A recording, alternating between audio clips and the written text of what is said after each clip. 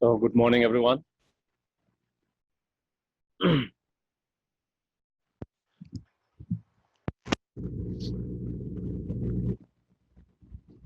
It's a nice, cool, after very hot.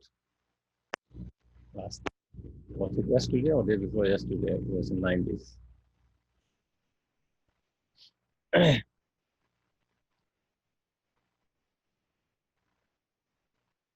So, again, we will start as usual, uh, focusing on breath to calm and quiet our mind for a few moments.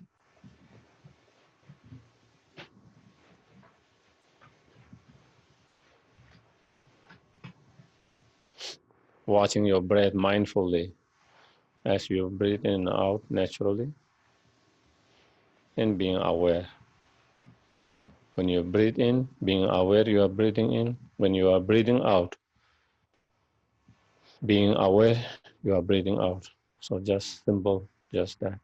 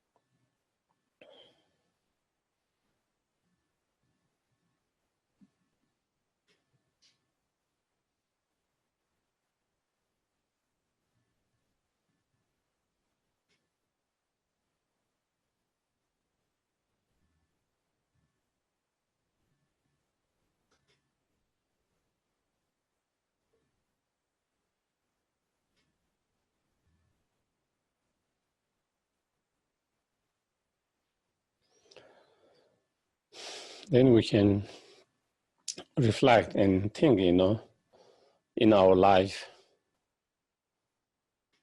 we have the choice to live either more compassionate life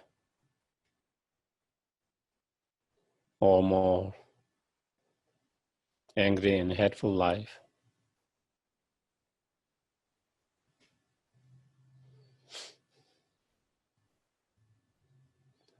If we live our life with more of anger and hatred,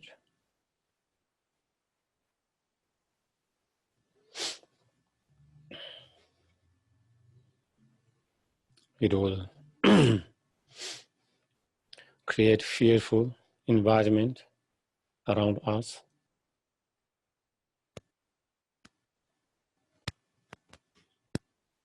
brings a lot of fear, insecurity, people's, animals around us, scare them, hurt them, harm them.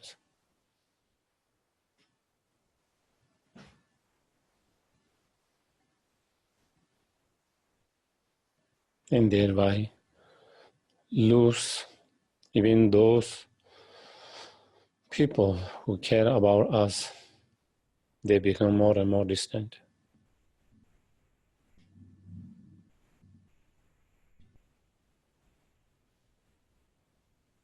Through that, we create fearful environment in the society that we live in, the country that we live in, the world that we live in, and become a dangerous.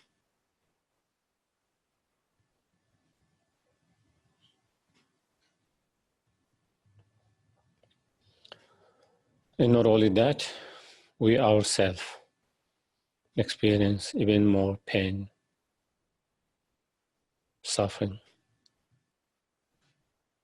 because of those negative emotions, such as anger and hatred.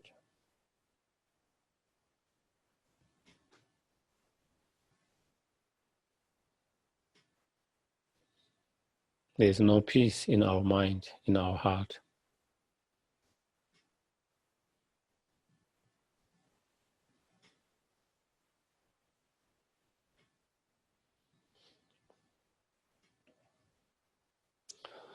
On the other hand, if we try to live our life more compassionate, loving kindness, and with caring,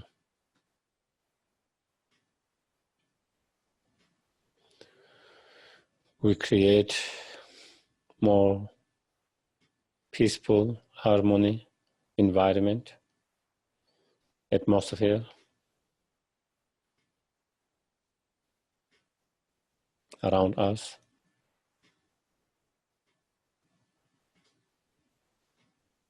Whether it's people, whether it's animals,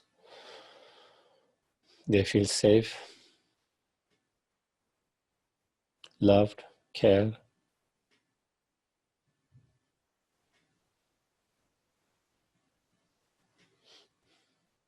That bring their mind at ease.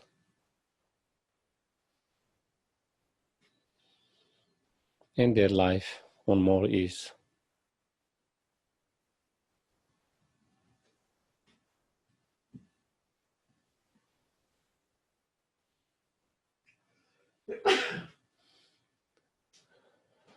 Even in difficult times, when they feel there is someone who loves, cares, who is compassionate, they feel some hope.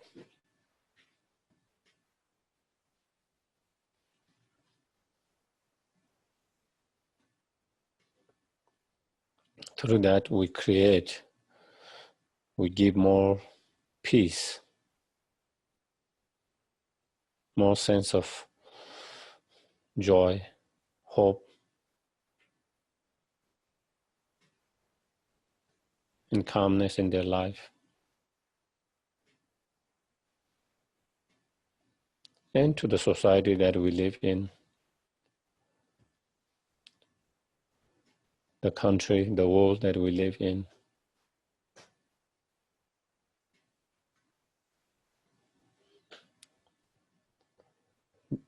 With that, there is much more higher potentials and chances that we can do something positive, to helpful, something positive. People, animals around us, the world that we live in.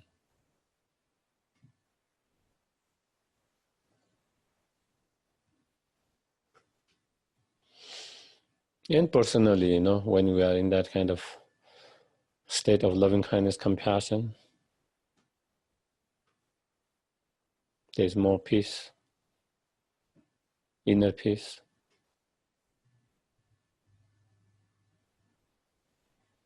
Sense of meaning in our life.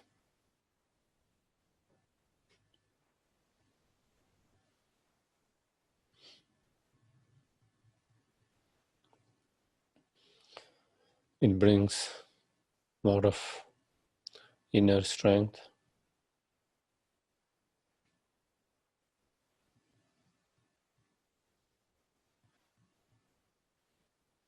And it attracts more people, more sentient beings, whether it's animals, human beings.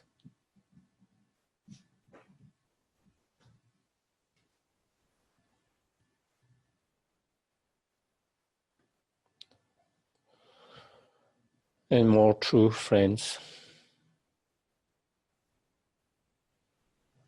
and so forth.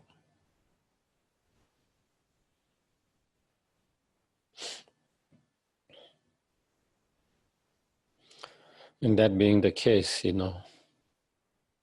is important for us to put effort to cultivate loving kindness and compassion, and trying to live more compassionate life as much as possible.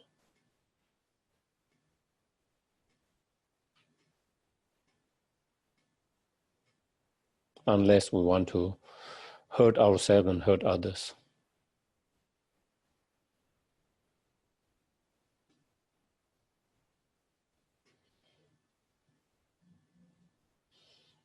And it is not just something impossible, it's something possible that we can develop those loving kindness, compassion through practice and meditations.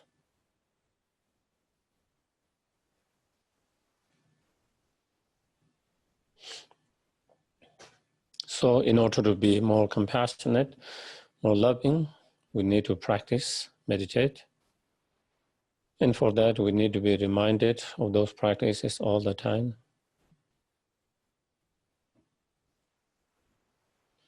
And for that very reason, that we are here to learn and to be reminded of those practices in our life.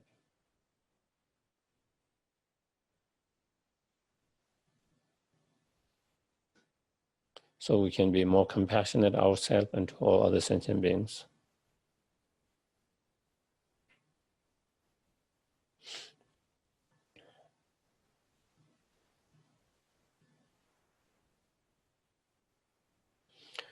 And may our coming here together become cause and conditions to obtain our highest potential, fully awakened state, so we can be greatest help and benefit to each and every sentient beings.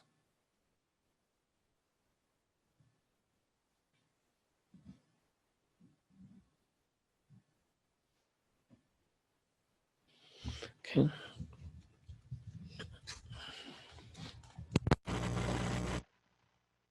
Page 73. We'll do the first verse once.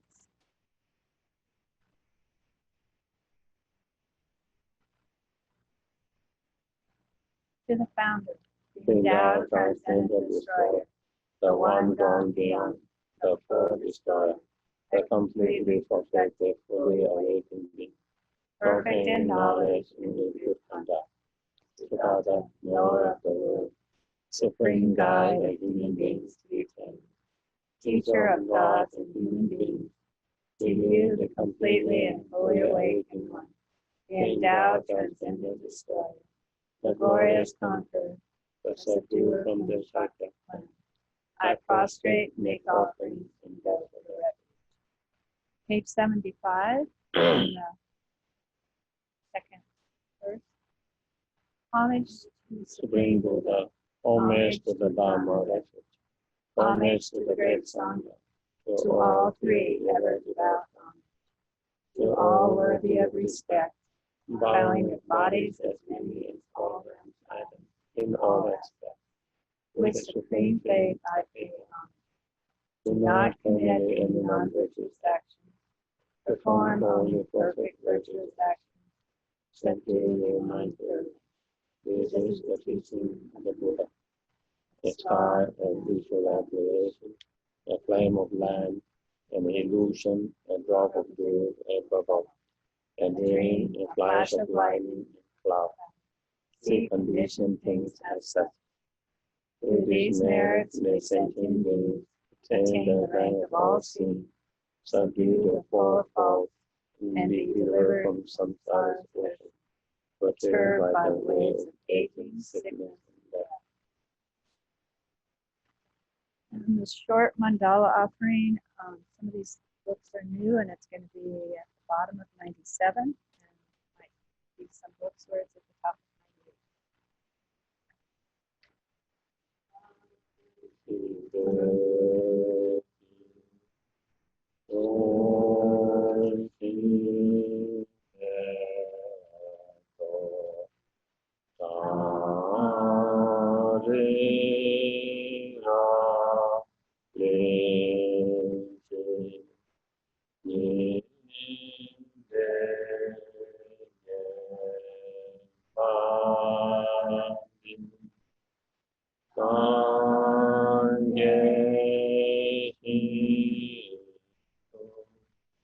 mi de oai do na ta shi che vai so e tam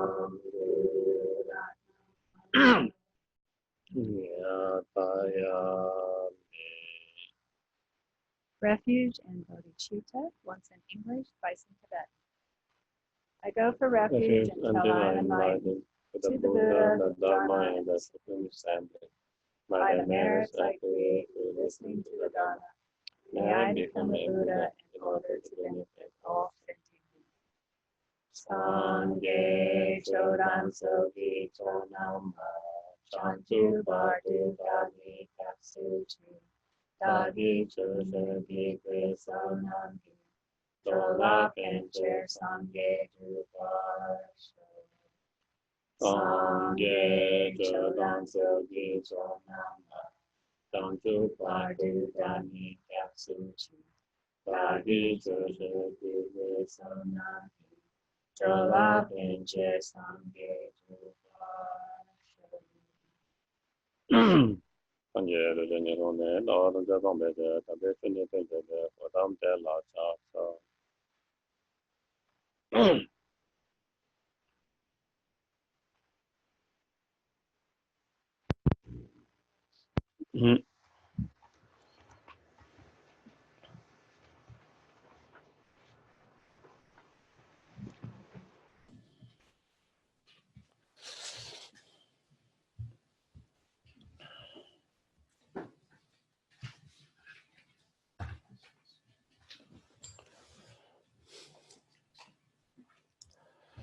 so we have been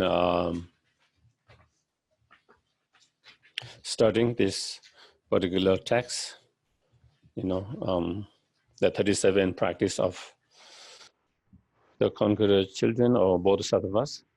And as we have been discussing about, the main, the core and the main and essence of this teaching is cultivating loving kindness, compassion, the bodhicitta mind, conventional and ultimate bodhicitta mind, or the mind of the awakening, and then engaging in the practices and actions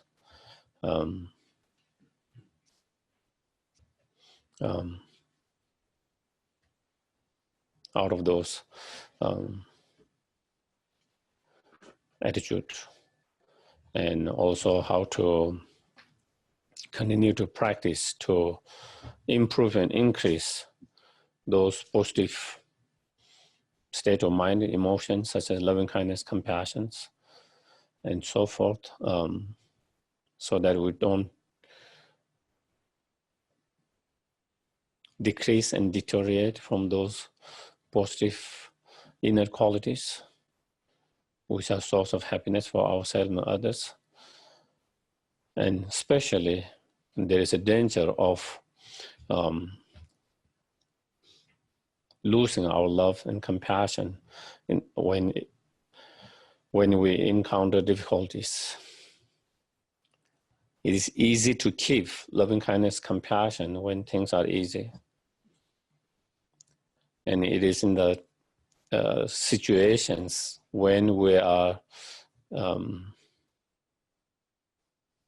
encountered by a lot of challenges, lot of difficulties, adversities, conditions, situations, then in those states, in those situations, then it becomes more challenge. It's become much more difficult and challenging to continue to build compassion, continue to be loving and caring, and so therefore the practice of mind training, lojong, are the way to encounter those situations without losing the loving kindness and compassion. And even in those difficult, challenging situations. And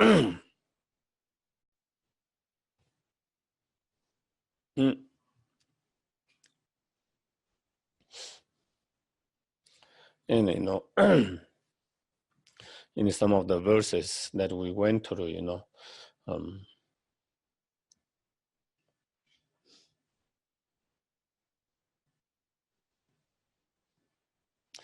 not only challenges, and when we are encountered by so many difficulties, one after another, or many difficulties at the same time, again, it becomes much more difficult, you know, to handle the situations and not to be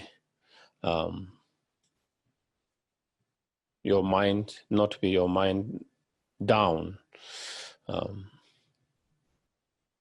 depressed, and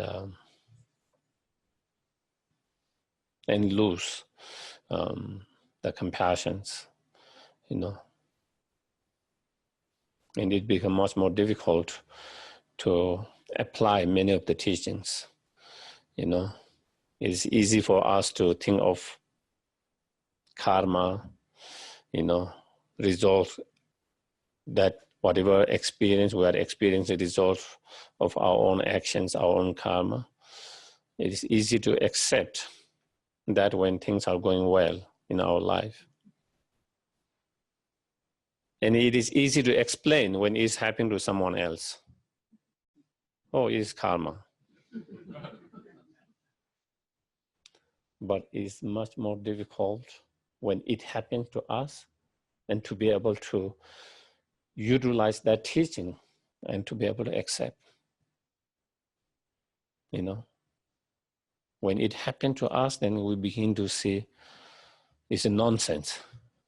You know, we might feel this concept of karma is nonsense, you know, because we are unable to deal with it, because it almost feel, you know, you are giving some kind of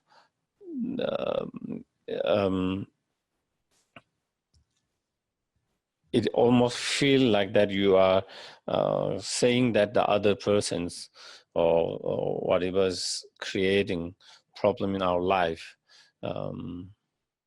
say it is okay and there's nothing mistake with you and all is fine with that, you know. And so our understanding of karma started to be challenged.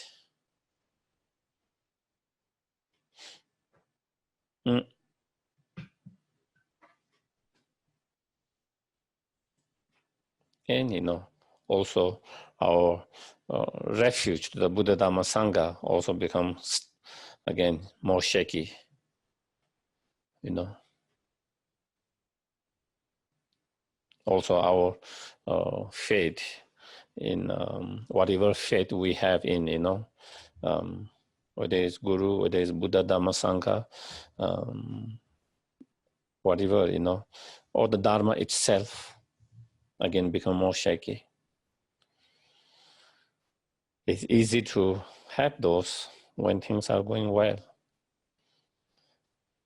And that is why, you know, so everything that we have learned, everything we have tried to practice become much more shaky when we are challenged by those difficulty, adversity situations, you know, especially when it is happening, so many of them, and especially when a lot of things happen at the same time, because our mind is not so strong. And I think in those situations, you know, the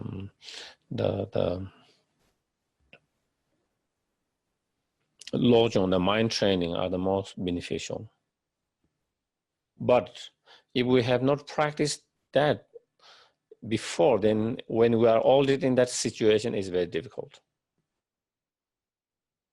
It's like you have not learned to swim, and when you are drowning and someone is trying to you to learn to swim,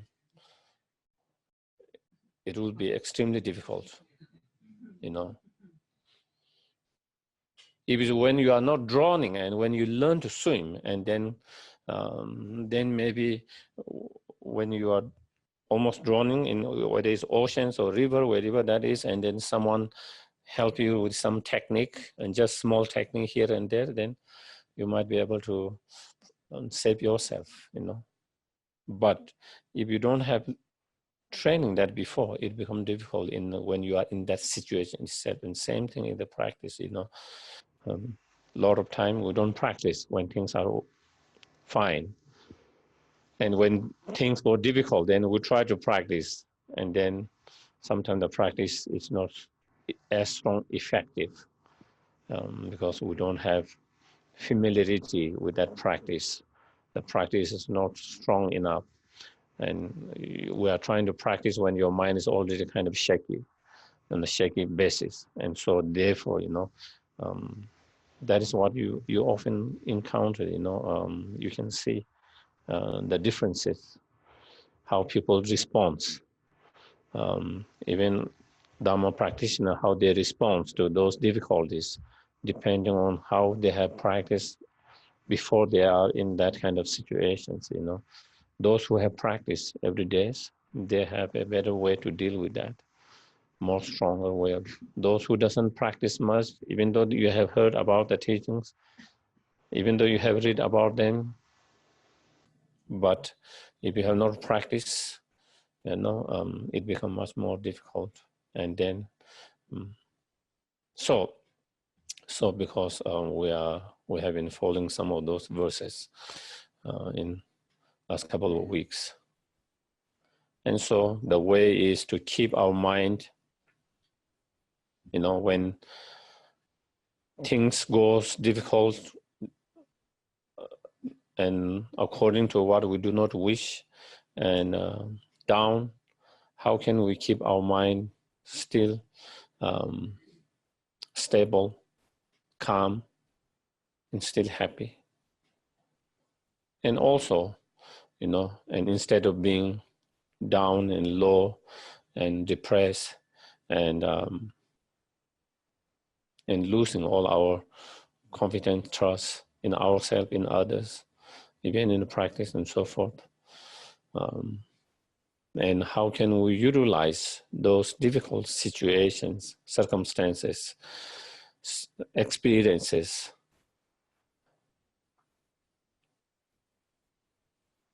to the advantage of improving our practice, improving our meditations, to the advantage of increasing our loving kindness, compassions, and the concept of karma, the concept of nature of samsara, the concept of nature of sufferings, to the advantage where all these understanding become even more stronger instead of being shaky. Those who have really practiced enough, when those things happen, it enhances their understanding of those subjects. It enhances them and makes you say, oh, karma is so true, more stronger. Oh, the teaching on nature of samsara is so true. The teaching on nature of suffering is not just a concept, they are real, true, and it enhances their understanding and their understanding towards the Dharma, their trust, confidence in Dharma enhance and increase even more further. On the other hand, when you don't have those strong basic of practice, then as I mentioned, it becomes shaky, and then, you know, our whole practice becomes shaky. And so how can we use that, so that kind of advantage, you know, sometime where there is saying, you know, to look everything, all those difficult as a blessing in disguise, as it says, you know, trying to learn how to see as it is a blessing in disguise in all of that. As all the Kadamba master says, you know, those difficult situations are your best teachers. And those are the best for our spiritual and, you know, also worldly growth, you know. And when things go so well and fine in our life, again, sometimes that become another obstacle for our practice. Again, how can we, when things go again, how can we maintain those good situation in our life as a way to increase our practices, a way to cultivate more loving kindness and compassion, a way to develop our practice even further. And so, and again, trying to keep our mind stable, calm, peaceful,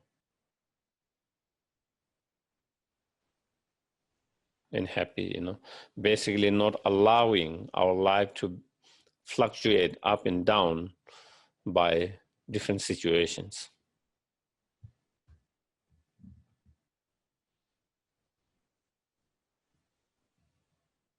Because, you know, even you are not believer, I think those are the technique we all learn to learn, because life is full of up and down.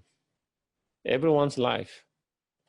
You can't see any one person's life where it is not up and down. Sometimes our health is up and down. Sometimes our relationship are up and down.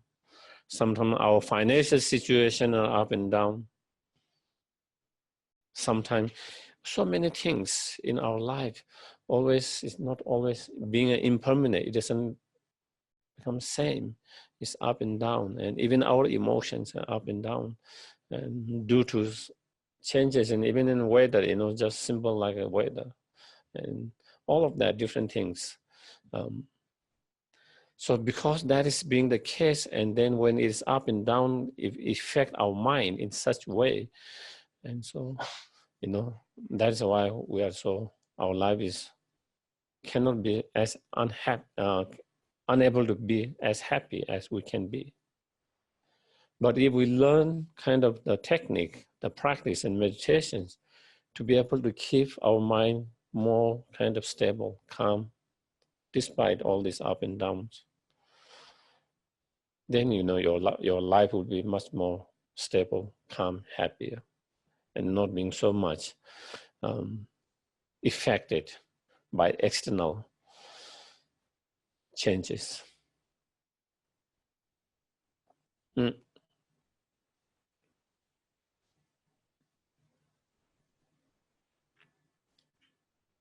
And therefore, those lojong, such as this text, you know, are a teaching to train ourselves, you know, mentally kind of prepare and mentally kind of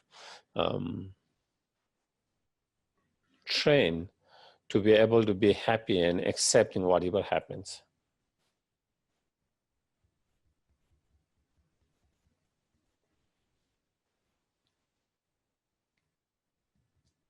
Of course, it doesn't mean that we don't try to improve, you know, things in whatever way. Even though we try to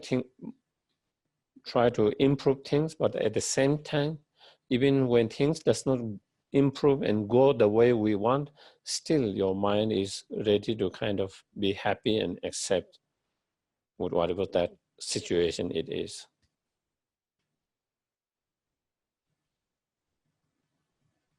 And that is where even this, the author, and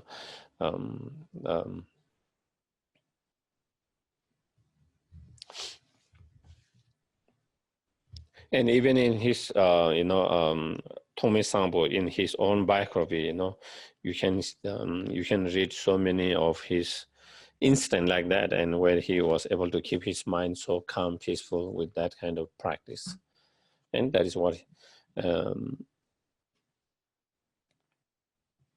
there is another very short text by him when one of his disciples requests him how to practice when he was sick, and then in that when he says, you should be happy if you are sick, by understanding, by understanding that it purifies all the previous negative karma. All our spiritual practice, all our virtues practice, various different practice, is to purify the two obstacles. And so therefore this situation is doing that job. And so therefore you should be happy with also that, And if you are not sick, you're healthy, also you should be happy with that. Because if your body and mind is healthy and happy, your virtues practice, Dharma practice will increase. And making our life meaningful is to direct our three doors toward the virtues. And so therefore, so being happy, if you are not healthy, at the same time, being happy if you are healthy, by understanding the positiveness in both of them from certain different angles.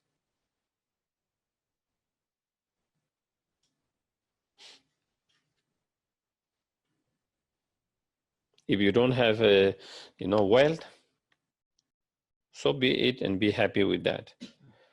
You wouldn't have all the busyness of trying to protect it, and the suffering of, you wouldn't have to go through all the fear and worry and suffering of being able to hold on it and not losing it and not being separated, all of that. And neither you will be free from all the fight, quarrel, and conflict due to the wealth. So you don't have to go through all this conflict with so many, your own families, friends, and others due to wealth. Nothing. Because all this fighting and conflict come due to our strong attachment and clinging, which come through attachment such as the wealth. But if we have wealth, so be it. Be happy with that. Because we can use it to help benefit others, and we can use it to create more virtues, more merit. Because all the happiness of temporary and ultimate come through the positive karma, the virtues, the merit. And so therefore you can use that as a way to help and benefit others and yourself in that way. If you die quickly, so be it. Be happy with dying. Because you wouldn't have to experience so much other pains that will arise later. Physical pains, Sometimes we think we don't want to die now, we want to live. But again, if we live, our body become more and more weak. Our mind become more and more weak. It become more and more challenging.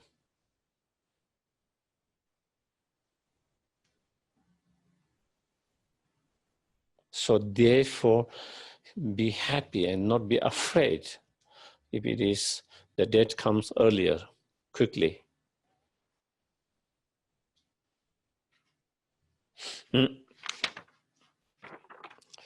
And while you are still healthy, and while your body and mind is still healthy, and that you can continue to practice and have a strong virtues and good imprint. And through that kind of imprint, then we will be continue to enter in our unmistakenly on the path life after life. But if we live alone, so be it. Be happy to being having a long life. And because, you know, in order to have the realizations, realize the fruit of realizations, then it needs to be practiced over the long times. So it gives us the time to practice. The more longer, we have more time to practice. And so, you know, so again, this is, so whatever happens, our mind, training our mind to be happy with it. And being just fine and happy with that. And I think if we can get even just a little bit of that, I think that will make our life so happy, so much peaceful. Instead of trying to fight every day, because every day we want something to be something else. We are fighting because yesterday was too hot and unhappy. We are fighting because today is too cold. And every day we are constantly struggling and fighting with even small things. We wish it was something else all the time. We wish, you know, it was more sunny. We wish it was more warm. We wish it was more cool. We wish there was more cloud. We wish there was no cloud.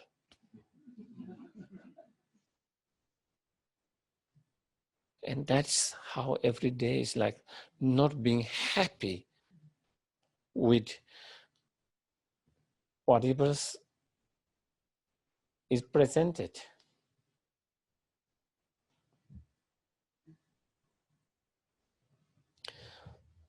You know, so yeah,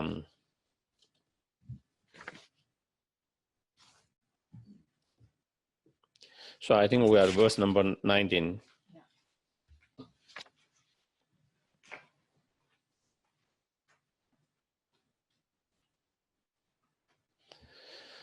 So the way to carry prosperity in the path, you know, how to transform.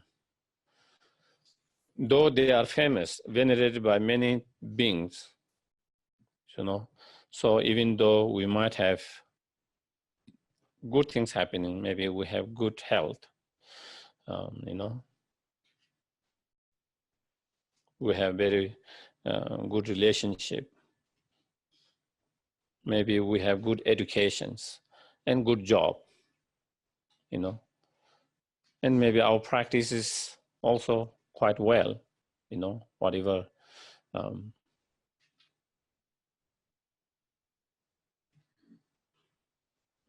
either due to our skills, educations, due to our studies, due to our power, job, whatever, you know, people started to like you. People started to like you. People started to talk good about you, you know. So you might have good reputations, fame, you know.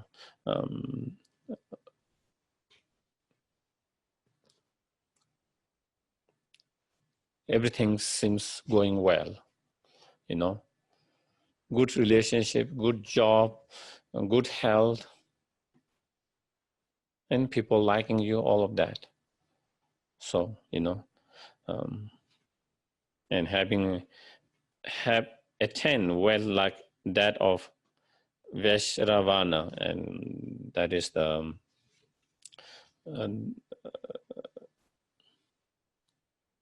wealth deity, you know. So supposedly, even you are the most rich in the planet, you know.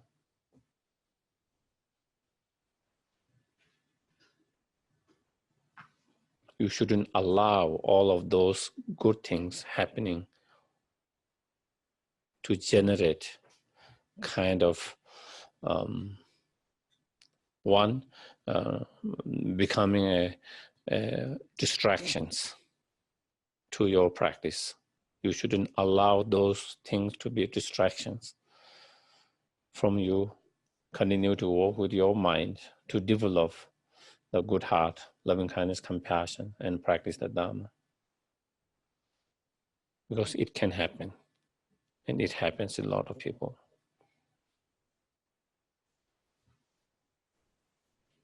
Neither you should allow such prosperity and good things to be conceit and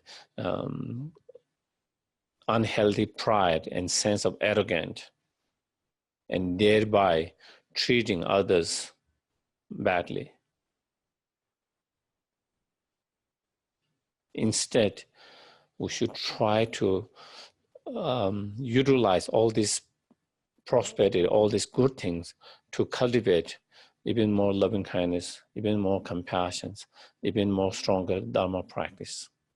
And so therefore, seeing essence of the glory and prosperity of existence is a practice of conquer children to be without conceit.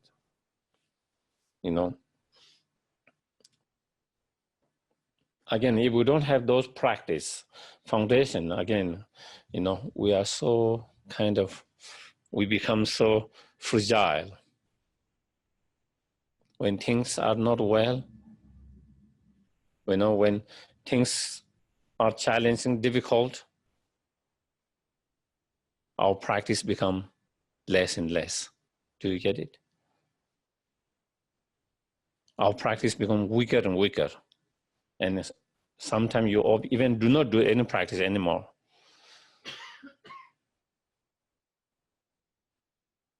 On the other hand, when all things goes well, everything's well again, there's another, you become so distracted with all of that, your practice becomes less and less. And then again, you are too far away from practice. And in some cases, people do not do any practice anymore. Yeah. You can see, probably we can see with our own experience, and I've noticed and seen so many people's, some people stop practicing, stop that because they encounter so many difficulties, challenges, and they couldn't handle it, and then completely kind of give up the practice. And then there are some others where, they got so busy because there's all these things, prosperity from this samsaric point of view, and then they got so distracted with that and running after all other things, and they didn't have time to practice. And slowly, since you don't practice, your mind become further and further from the Dharma, and then you become just like someone who have never met the Dharma to begin with, and just totally distracted in the samsaric distractions. So the point is, either when things are so well or bad, still try to keep your mind in the middle and not falling those stream, and then trying to continue to practice, instead using both situations for your even more stronger practice. Even more stronger practice.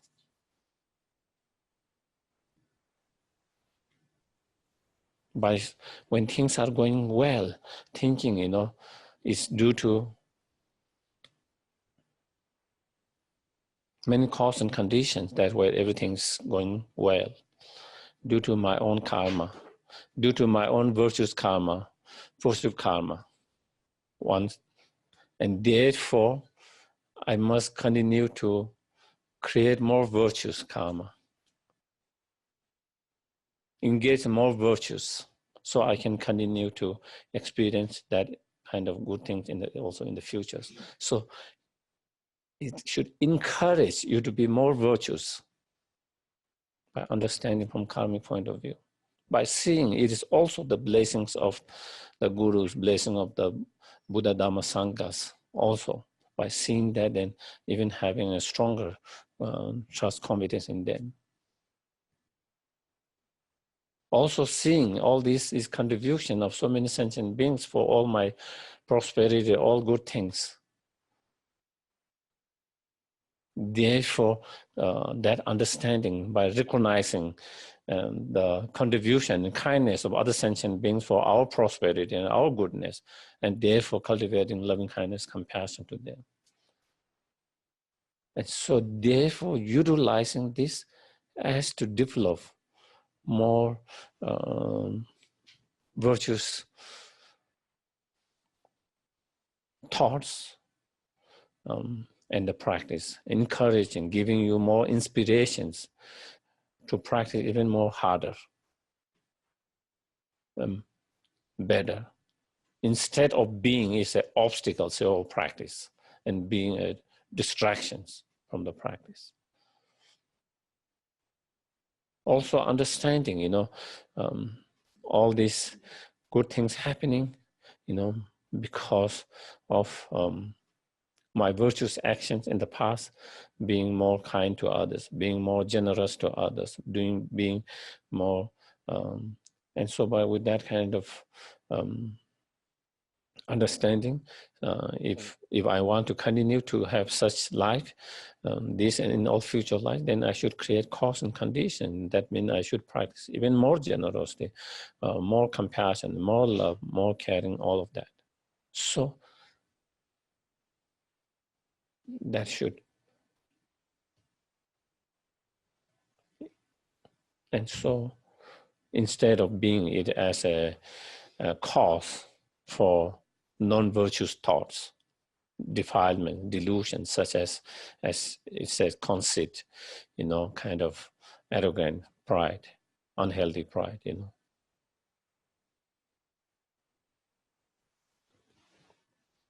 When we are overwhelmed by that kind of things, then,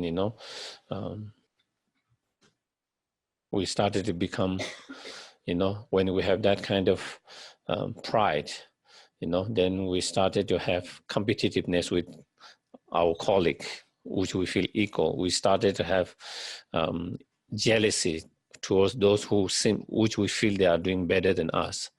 Then we started to feel kind of contempt or kind of, look down on others, which we feel they are less than us. And that way, we treat negatively towards all of them. All other sentient beings, all other human beings, they fit in one. Either they are better than us, they are same, equal, or they are less than us. And either in one category, we emotionally, mentally treat negative way. Those which we feel less, we look them down in certain way.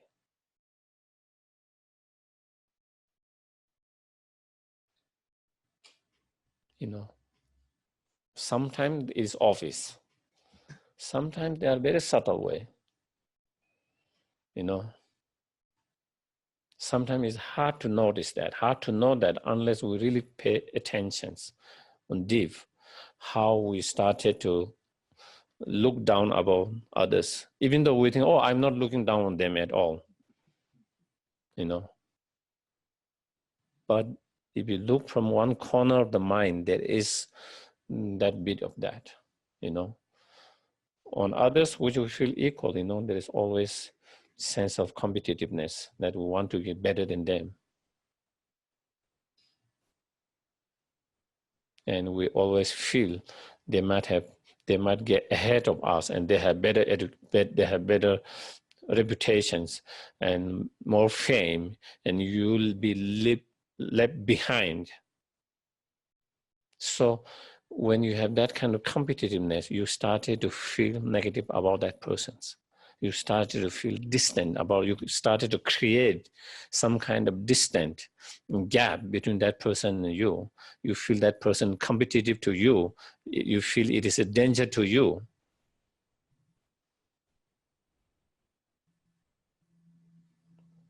So when you feel that is kind of danger to your reputation, your fame, or your wealth, or whatever that you feel then you started to have, on subtle level to gross level, negative feeling towards them. And of course, when you feel jealousy of someone, those who feel more better than us, when you feel the jealousy of them, again, you don't have good feeling again. It's again negative feelings towards that, And so therefore, when you have that, it creates so many other unhealthy attitude and unhealthy emotions, unhealthy minds. And through that unhealthy attitude and thoughts, then we started to act unhealthy way, harmful way. As a consequence of that, then we create more pain and suffering to others and oneself.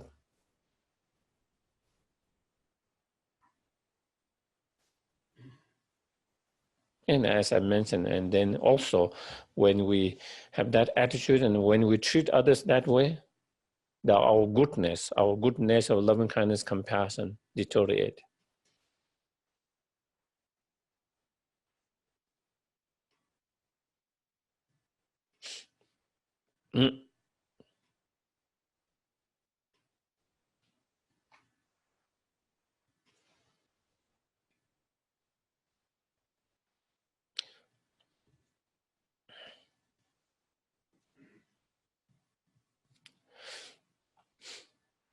And so therefore, how can we,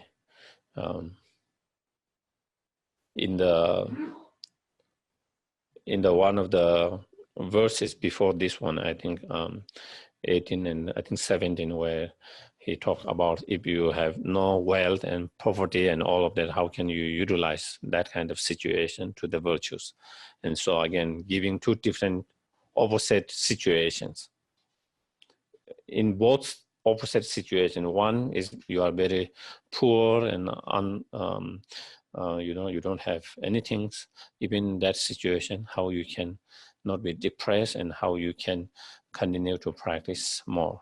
And in these cases, it's the opposite situation where you have so much wealth, prosperity, and all of that.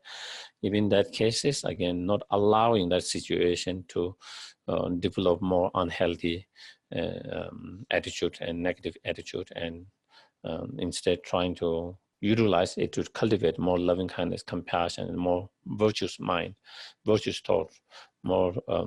And so that is the and by seeing all these prosperities and good reputations, wealth, people liking you, all of that, seeing it as a essenceless. In one way, everything is temporary, just like a flash of lightning, it one moment and it's gone. All of things that happening could be gone any moment, impermanent. So therefore, why we shouldn't be so attached to it. And then not only so attached to it, but also we shouldn't be too proud and arrogant because of that. That could be gone one moment like that. It's very unstable,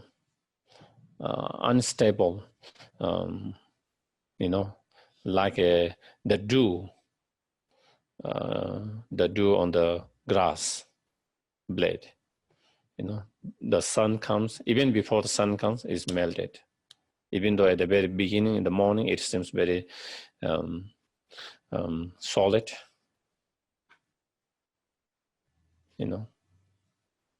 very fragile, like, the bubble of the water, even though it seems nice, but if you touch it, it will break. And so like that, all of that, so unstable, changing, that could change everything any moment. So therefore, not be too attached and to be so proud, arrogant with that. And how can we be still humble and practice humility, you know? And this is one thing, one difficult thing for the human beings. Even people, you know, who to be very humble and have a humility at the very beginning, when they get the powers, when they get the wealth, all this reputation, fame, that a lot of time people are deluded, corrupted by all of that. And then they started to act like someone else, becomes like someone else. Very often, a lot of leaders of the world, at the very beginning, they have good intention, fighting for those who are poor. And once they have the power, they don't want to let it go. Then they try to destroy anyone who stand up for them, because they have been greedy with that power now, you know. And that you see some of the many leaders. His Holiness Dalai Lama often share, you know, he said when he first met Mao Zedong, you know, when he went to China, met him, he was very impressed by him, because at that time he was sincerely and concerned about the poor people, and he was really standing up for that. He was so impressed that he wanted to join the communists and become a party member. He even expressed that he wanted to be a party member. But it was in a later time when he started to gain more power, and then more and more people, and then he became more and more corrupted, more and more diluted. And then anything that he feels there is danger to his power, he tried to destroy them, you know. And that is the story of many of the leaders like that. And that is bigger pictures. But on smaller picture, we are like that. On smaller pictures, even in small organizations, these are talking about big, even in small organizations, even in maybe even within the families, even within the two persons, you know. We started to act that way. So there is danger of that. There's a danger. If you don't have a strong mind, strong practice, there's a danger of the wealth. There is danger of the reputation, fame. There's a danger of power and all of that.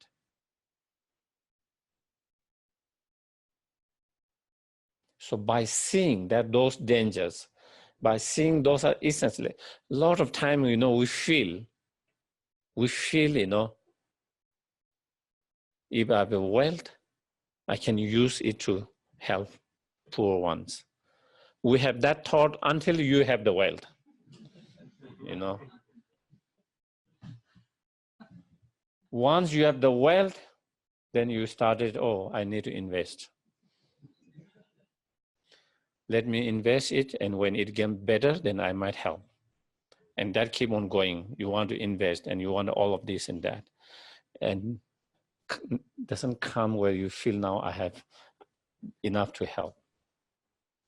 Same thing with the powers, reputation. If you think, if I have a power, if I have a reputation, fame, I can use that to advantage to help and benefit more people. But once you have fame and reputation, if you don't have a strong practice, strong mind, then you are not using for benefit of others, then you will be using for your advantage and for the disadvantage of others. Same with the power, all of that. It's interesting, you know. Check yourself, you know, check ourselves. When we don't have, we feel if I can have all of that, I can use it to benefit others. But I've seen so many people, and with your own experience, you can see a little bit of that, Unless we practice and we have developed a strong practice in mind that doesn't get corrupted and diluted by the power, by the reputation, fame, and money, and all of that. Even spiritual leaders, teachers, and leaders, how many of them have been misused, abused? They were not that kind of abusive and misused at the very beginning. Many of them, they were sincere about their practice. Many of them sincere about their practice, sincere about helping others and that.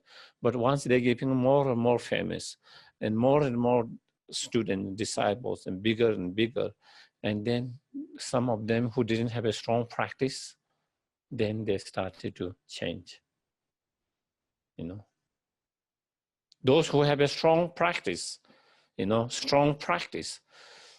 it didn't change, Even they have all the reputation, money, all of that, fame, all of that, it never changed. They were same as before, or even much better. But many of them, they fall, And so that is, so by seeing that essenceless in that way, from point of view, and so therefore not getting attached to it, not getting attached to it and not getting proud and arrogant about that. Okay, so we'll have a break here.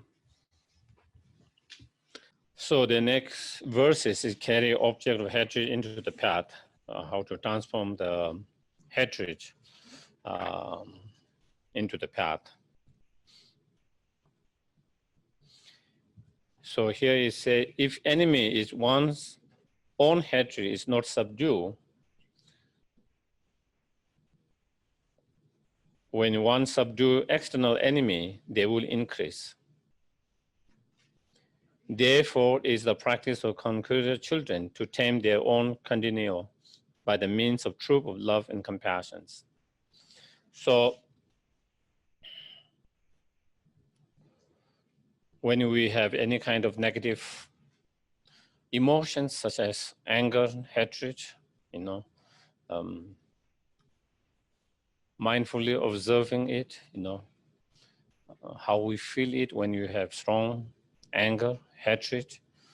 How do you feel physically, What is the reactions of that anger physically? Is it a pleasant, positive, or is it unpleasant, negative? So thereby you are really understanding with your own experience how destructive it is, instead of just kind of learning from the books and the teachings, because that understanding will be still limited. If you have understanding with your own direct experience, then that will have much more stronger impact, how to understand how destructive it is, and so, knowing your own physically how it affects, and we know, physically there's so much changes, when you have strong anger and hatred, in terms of tightness, in terms of, in some cases, people can even shiver and shake very much, but even we don't shake that like that and move like that, but you can feel sensation on your body, unpleasant sensations, the tightness and all of that. And then definitely recognizing how on emotional, mental level, how do you feel about that? How does that kind of blind rest of all the minds,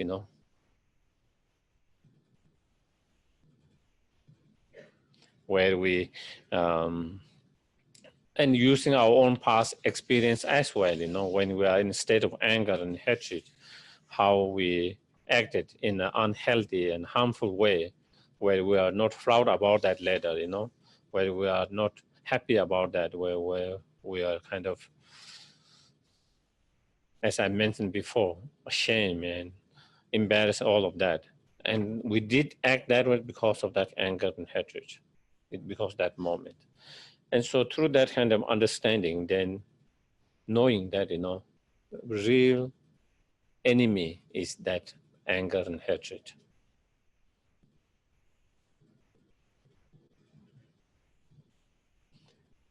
Even though we talk a lot about that, we have been talking a lot since I came here, and even before that, other teachers have been talking about that, and we have learned all of that. But still we think enemy is there, out there. Still, this understanding is only on intellectual, still on very intellectual level. Anger, the hatred is the real enemy, and still our kind of understanding, realization are still very surface, very not depth enough. And in order to really understand depth enough, really in practice and meditation, we have to understand that. So here is saying, by that understanding, then when you have that observe, when you have in that negative emotion, such as anger, when you observe it, then when you see what are the what is the effect of that on your physical level, emotional level, mental level? What is the effect of your actions? What is the effect of that on others? The energies that others felt, all of that. The more you really deeply understand what you experience, the more you recognize how harmful and how this is the real enemy.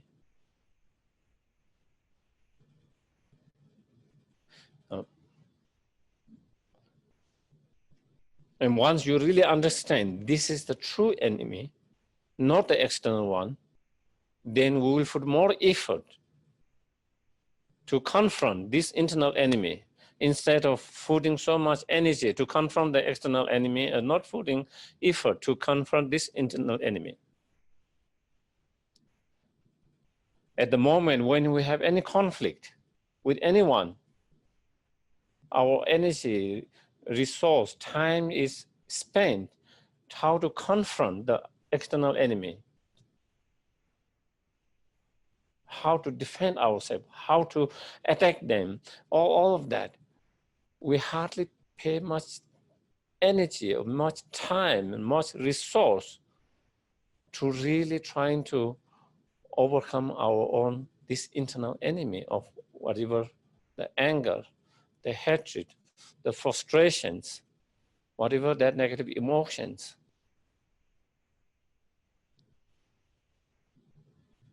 As the author Geshe Sangpo said, and as Shantideva said, by destroying the external, confronting and destroying the external enemy, you are not going to end the external enemy. It will only increase. And I think probably historically, we know these countries has created so much enemy in order to destroy one enemy. Do you get it? You destroy one enemy and you create more enemy. When you are trying to destroy the external enemy. When you are trying to destroy one external enemy, you create 10, 20, hundreds more enemy. All their families, friends become your enemy now. Everyone who help, all the countries, all the people, individual who support them become your enemy. Before it was one enemy, now it has multiplied so much. And you destroy those 100 enemy, who is a increase, you make 1,000 enemy. You destroy those 1,000 enemy, you make 100,000 enemy. You destroy 100,000 enemy, you make 1 million enemy. And that is how it is. It never stops. It only increases. On the other hand, when you destroy this internal enemy of anger, hatred, then it is same as destroying the external enemy. You don't have any more external enemy.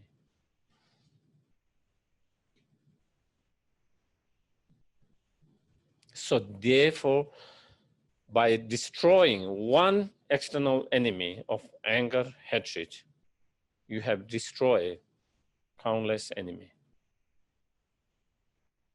There is no enemy from your point of view anymore. From your side, there is no more enemy.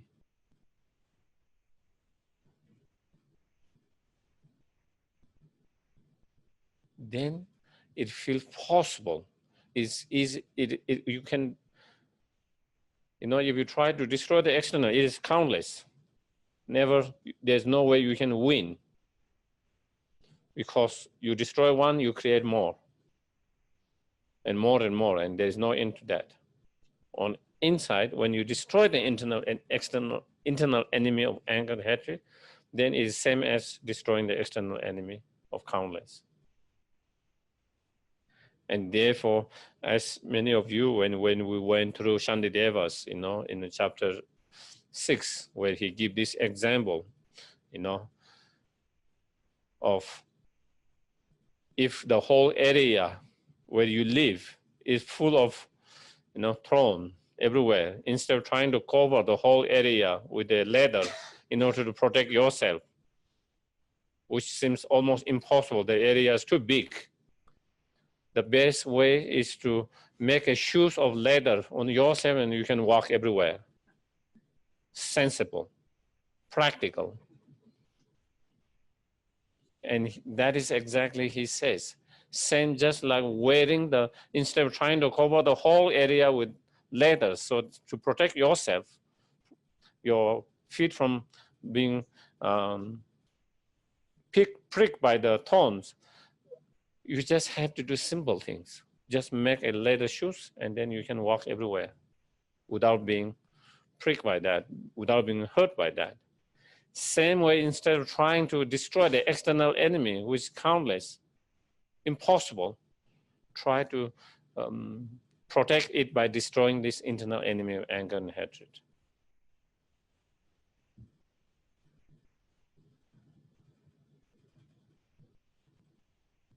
And the way to destroy this internal enemy, is by the truth, by the power of loving kindness and compassion. Anger cannot be destroyed by anger. Hatred cannot be destroyed by hatred. The fire cannot be destroyed by the fire. It can only be, so same way, anger can be only cooled down. The fire of anger can be only cooled, anger and hatred can be only be cooled down by the water of loving kindness and compassion. And that is what Buddha himself conquered.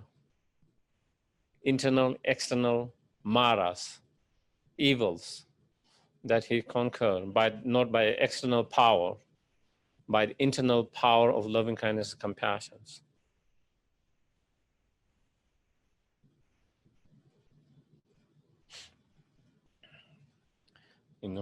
And His Holiness Dalai Lama often share stories or his experience. He says a lot of people come to him asking, they are being harmed by some kind of spirit, and help him to to overcome whatever their problems, the harm that has been done. And he said,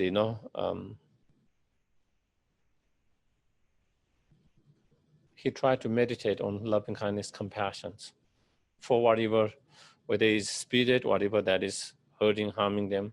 He tried to meditate and cultivate loving kindness and compassion for them. And then out of that loving kindness, compassion, ask them to not to hurt someone else, not to harm someone else. And he says sometimes it seems to help. He said sometimes people who have have been coming and requesting because of that problems, they have been able to be cured or heal of that after that. And he always says, instead of all these rituals of kind of hooking and then destroying and all of that, the real loving kindness, compassion. And something, if it is supposedly if there's some kind of a spirit, whether it's hungry ghost or some other kind of spirit which is harming someone, if there is that, then a lot of those spirits, like hungry ghosts, they have much more sharp mind and they can see where so when they see someone's love and compassion for them, and when they see, they feel it, they don't want to hurt back. And that is same with, be it animal, be it with human beings. When someone feels someone's love and compassion, they only want to help them. They don't want to harm them. Only when we don't feel love and compassion, and when we feel hurt and harmed by others, then we started to respond, trying to hurt them back.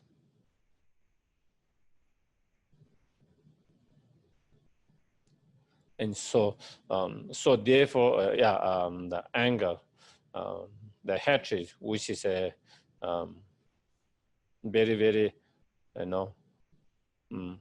harsh attitude and mind, can be only subdued by not something harsh attitude. It can only be subdued by very smooth and kind mind, attitude of loving kindness, compassion.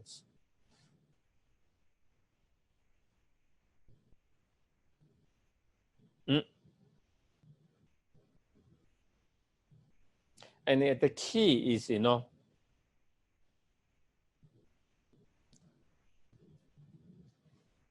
even someone, let's say,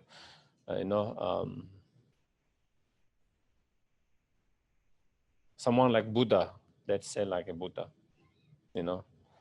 where there is no anger, no hatred. Even though there might be other individuals, due to their ignorance, due to their karma, due to not understanding, who still have a negative thought about him, who during his time and still now, and who might have criticize or say all of that.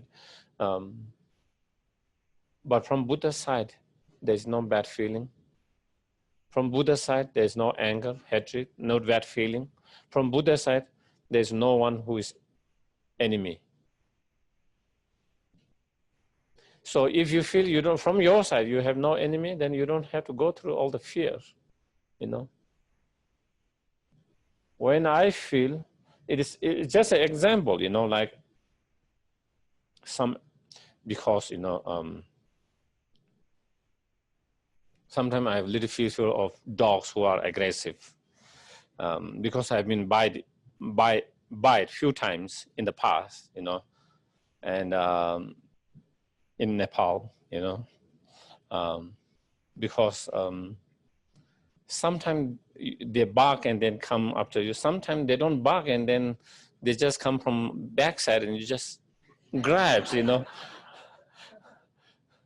There are some dogs who are that kind of nature, They don't bark at it. It seems to come like that, and then you think, oh, they're okay, and then they get from the backside, But the one thing that you notice is, when I have a fear, when I see some dog fear, the dogs feel that. And they feel that, and when they feel you are fearful, they become also fearful. And they become more aggressive. It is interesting how sentient beings, how our feeling can kind of influence, affect each other back and forth.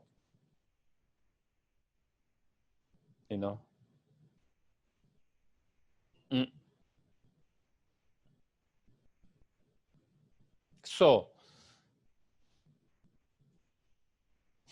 so, when you,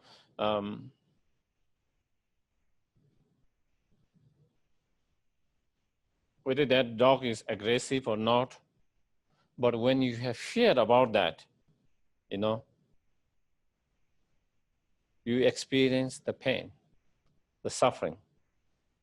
If you don't have that fear, you don't experience that suffering, whether it's aggressive or non-aggressive. Of course, you have to be careful.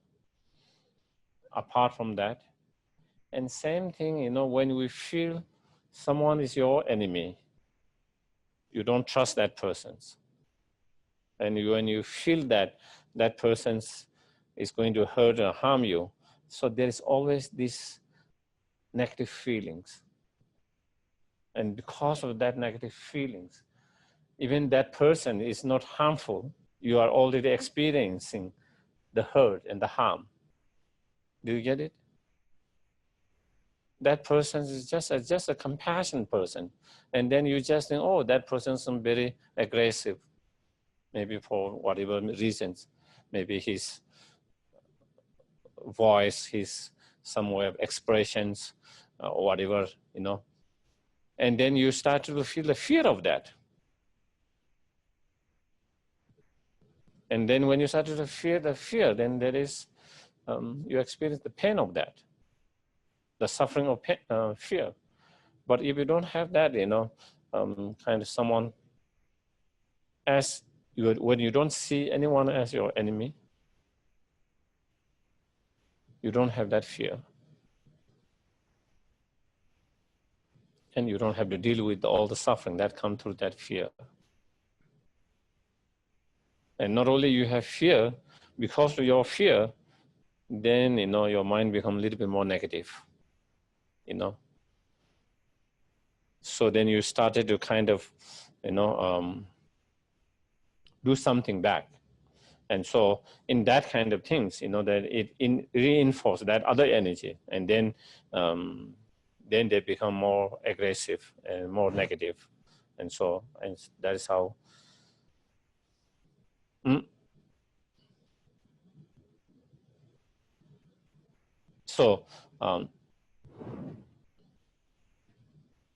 So overcoming this internal enemy of the anger or hatred is the key to your own happiness, key to happiness of others. And for the Bodhisattvas, overcoming anger and hatred is one of the main practice. That is why also Shantideva explained so detailed on that particular topic. Because anger and hatred, for the Bodhisattvas, the main focus of practice is loving kindness, compassion, bodhicitta mind. And for that practice, anger and hatred is the most worst enemy. When you have anger and hatred to someone, you cannot have love and compassion on that person in that moment. These two are opposing internal factors of energy. So if I have anger and hatred with someone, then in that moment, I have no love and compassion on that. I cannot feel love and compassion on that person. And for the Bodhisattvas is to cultivate love and compassion to each and every sentient beings. So when you have that anger and hatred, then your love and compassion is destroyed.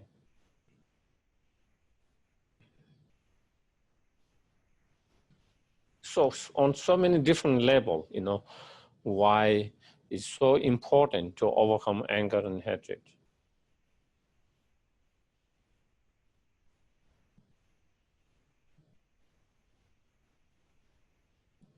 I mean, in the world, the present situation in the world, we can see that how anger and hatred of certain individuals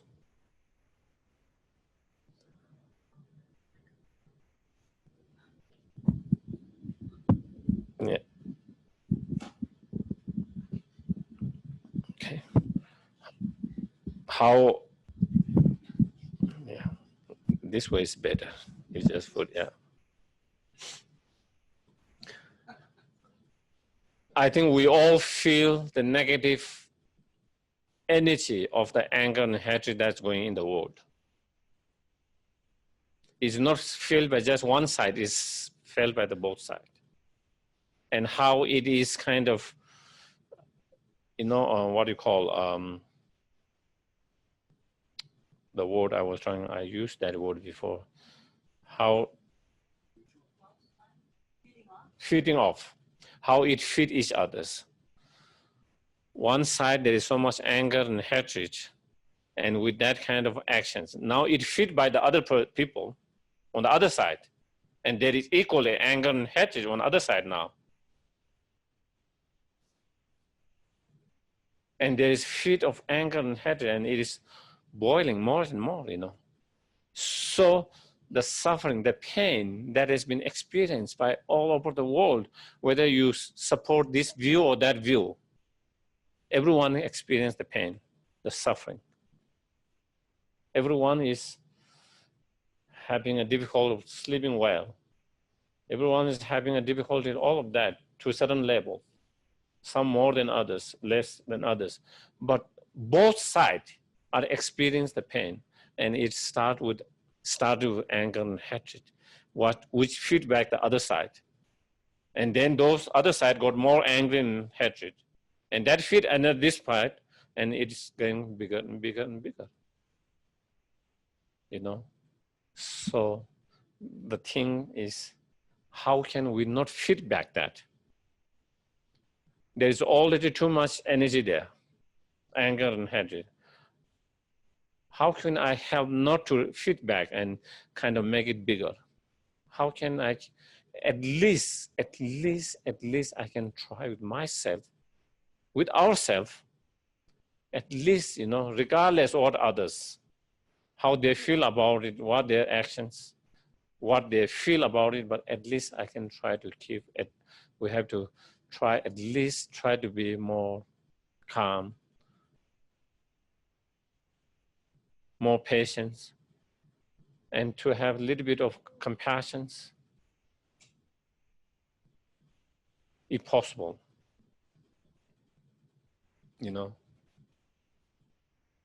At least if we do that, we have reduced one fire. So many sparks coming from everywhere to fuel the fire bigger and bigger. At least we have reduced one spark.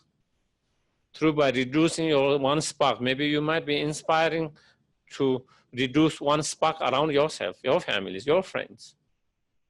And then that way we can kind of reduce of many of those sparks that make the fire fueling so strong. And then neither we have to suffer, neither others have to suffer, on emotional level due to such anger and hatred. But again, as I've been mentioning all the time, that doesn't mean we shouldn't take any actions to stop more damage, more harm being done. Okay? It's only with what state of mind that you are going to take such actions. That is the key. Whatever action that we must take it in order to stop more damage, more harm, more pain, more suffering, with this, not out of anger and hatred, but out of, if possible, loving kindness, compassion, if not at least more calm, stable mind. And that is the key. And in that way, we don't harm others more. In that way, we don't harm ourselves. In that way, we don't destroy our own loving kindness, compassions. In that way, we don't hurt ourselves and hurt others in that way. So I think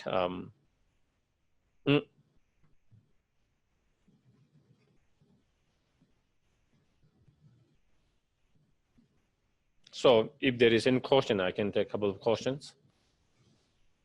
Questions, comments, sharing.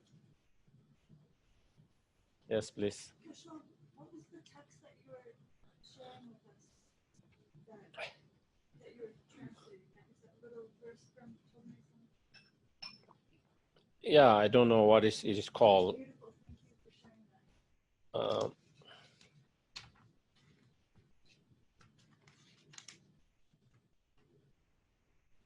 there is no title for that text, you know.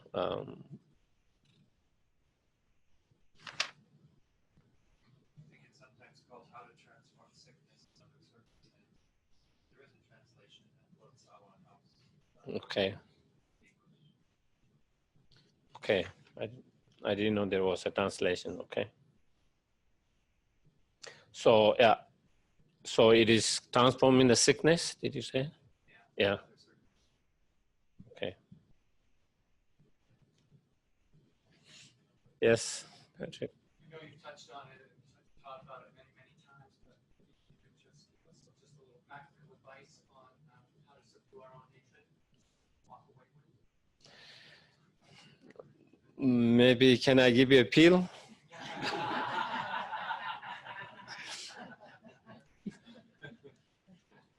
I think that will be the more easy walk away part. I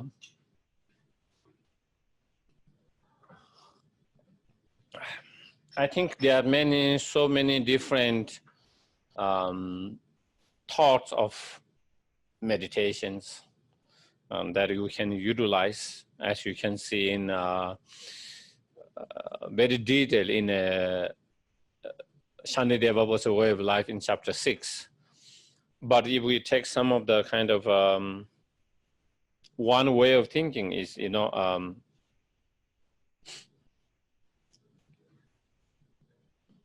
we are angry and upset because we truly believe, you know, someone is harming, hurting, whether ourselves, whether our dear one, near ones, or another sentient beings. And that is why we are so upset and angry about that, and that anger slowly lead to hatred. And so, because on the belief of that, you know, and not only that, maybe a lot of time we believe they are doing intentionally, you know. That is another thing, that they are doing intentionally, and that is why. But if we really kind of you know, check it, you know, sometimes, you know, even though their action might be hurting and harming yourself or others, sometimes people doesn't do intentionally like that. Their intention, they believe what they are doing is best for the country or best for individual in that. We have a different agreement, different view, whether that is harmful or that is beneficial in long term. But sometimes that is the where disagreement comes. But a lot of time, there is same kind of the belief that they believe they are doing for the best for the country, for the best for the citizen in long term. Of course, do we agree with that? Maybe we don't agree with that. We feel it is not for the best for the country, but it is harming the country. It's harming sentient beings. It's harming so many. But sometimes it comes from good intentions. Okay? I think that is important for us. Because sometimes, even in our cases, you know, when we have a conflict, issues on different things, whether it is for the organizations, for the running of organizations, or for the running of the family itself. Maybe the couples might have different ideas. The mom is supporting the child from the father being too harsh. And the father want to discipline and maybe is taking certain actions which the mom doesn't believe that is the right way to do it. It's too harsh. But both coming from same intention for the best of the child. The father might feel if you are spoiling it with your too softness, okay? Therefore, it needs certain other actions. And the mother feel that is too harsh, it should be more compassion. I don't know, compassion, it should be more gentle. From mother's side, it is harming the father's actions. From father's side, the mother's actions is harmful. So again, but coming from both of them for the best of the child. And I have experienced that myself with my parent upbringing. you know. My mom was much more, you know, gentle. My father, sometime when we were kind of, when we were off the track, you know, he feel my mom is spoiling us. And therefore he feel in order to bring to the right track and to be more disciplined and more that he have different way of treating or different way of bringing up. And so, but in both cases, they had the best intention for their child. That's all. In terms of their way of upbringing, they have differences. And I think it's important to understand that. It's important to understand whether I agree with my father's actions or not, but there is the good intentions involved there. You know, for the best of me, for the best of the children. Do I agree with his action? Maybe yes, maybe no, maybe not. But there's no doubt about his best intentions. And so therefore, you know, when I understand where it is coming from, even though I don't agree with the actions, when I understand where it is coming from, then I don't feel so much angry, hatred of that. You know,